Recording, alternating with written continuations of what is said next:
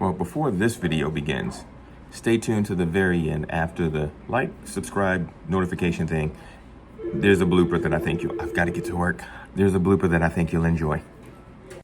Welcome back, everyone. It's Wednesday yet again. I can't thank you enough for joining me. I truly appreciate all your love and support, and I definitely appreciate everyone who's dropping comments below. It really makes my day knowing that we're interacting, we're having a conversation with one another. So today, I would love to talk to you about silence. What do you think silence is? What is your definition of it? I'll put it here. This is what Webster says. Mine is a little bit different, or the context that we're going to be discussing today. The reason I'm saying this is, have you ever been in a situation, be it a professional atmosphere or a relationship, where not saying something is even more detrimental than when or if you did have a conversation with someone? In a professional environment, when there's tension in the air, they always say there's good conflict. You know, there's a certain amount of conflict that has to happen in order for any type of progress. There's always going to be, just like with working out, you're going to tear something in order to build it. So in order to have resolution, sometimes you have to go through conflict. But then there are times when what is needed to be said isn't. It could be on a project that's coming up. You know for a fact that someone needs to speak up because whatever this presentation is not good. I don't know, maybe when it's presented, it's not going to give the effect that's needed. Or there could be something going on in the office where the topic is rather touchy and you don't want to touch it with a 10-foot stick. But if you don't, things are only going to get worse. So how do you handle that? I know, I won't say anything, and it gets worse. In a relationship scenario, you two might have a difference of opinion. Now, both of you are kind of, I'm not going to say anything to the other person. I'm not going to say anything to that person. Okay, but if a relationship is supposed to be like this, granted, there will always be times when what this person says will not line up with this one. That's called life. That's called we're both human. But in order for us to continue to keep going in this direction, forward, this is pointing up, okay, forward in your direction, how do we do that? We have to speak to one another. If you're both sitting on a couch and neither one of you are saying anything, guess what? That forward motion is still going forward, but now it's kind of going like this. It will continue to go like that until it is Wow, I always kill words. I'm sure at this point I should cut that out, but I'm not. Irreconcilable. It just isn't working. Okay, we're going to go with that. It's just not working at this point. Nothing you two will do, counseling, whatever, you're too far gone. All right? And why is that? Because you didn't speak to one another. When you should have had conversations that were needed, you did not. That's what I mean by silence is deafening. If we are always conscious about what the other person is thinking, are we truly taking into consideration ourselves? Is this something that we want to work, be it in a professional atmosphere or a relationship, even a friendship? It's all the same. Is this something that we want to work? We will have that conversation, because if we don't, it's only going to hinder ourselves. It's only going to be detrimental to the situation which we do not want. If the conversation has to be made, then how do we go about it? When I was younger and I worked with a company called Echelon Hospitality, they had a manager meeting and the individual that was speaking caught everyone's attention. I'm here to tell you that every last one of you throughout your life has always made the right decision. Is he talking to me? That's literally what everyone in the room looked like. What? What do you mean? He said, follow me. All of you have always made the right decision. Am I correct? And all of us said, no, not even close. No. He said, why? Who said you made the wrong decision?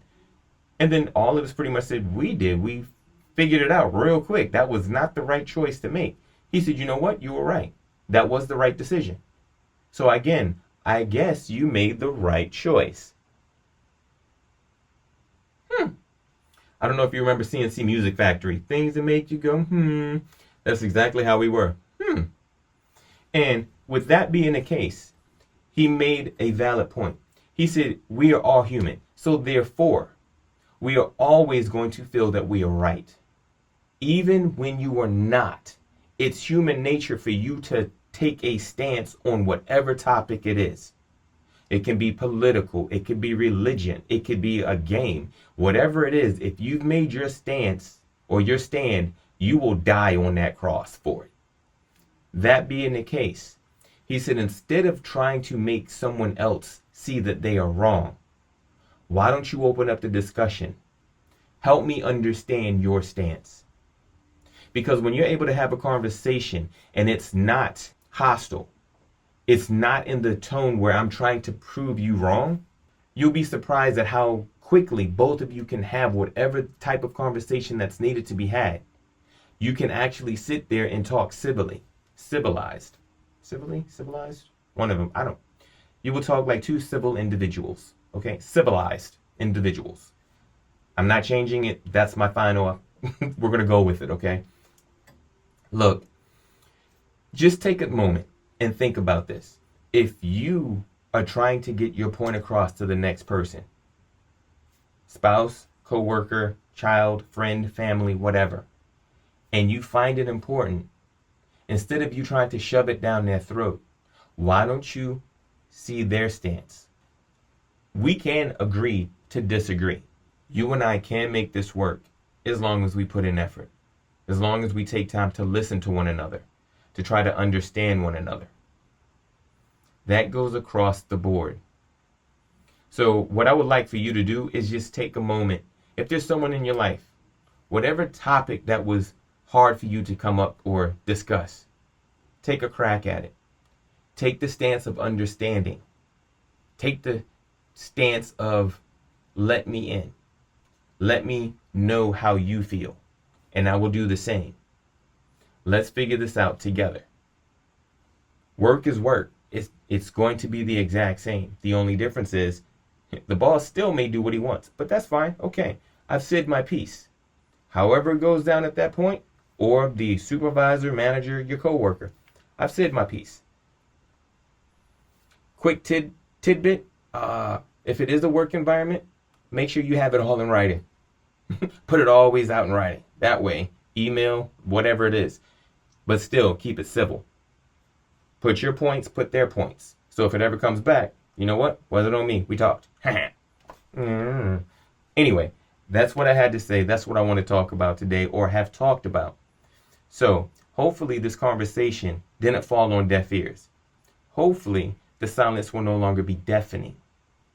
Because the only silence that needs to be said is when you need to walk away in order from, I don't know, punching someone in the face because they thought they could talk to you any kind of way.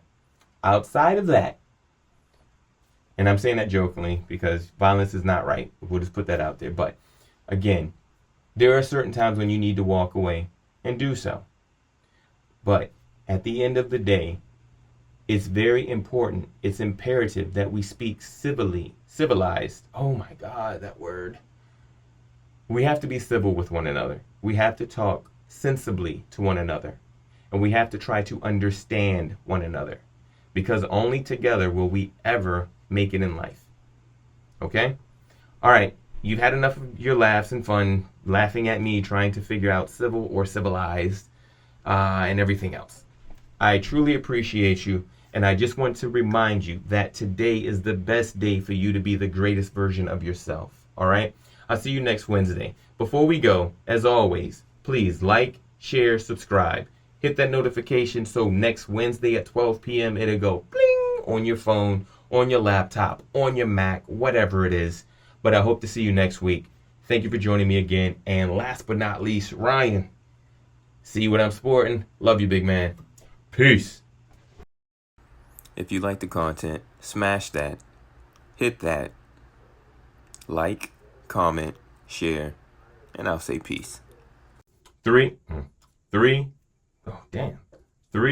2, 1.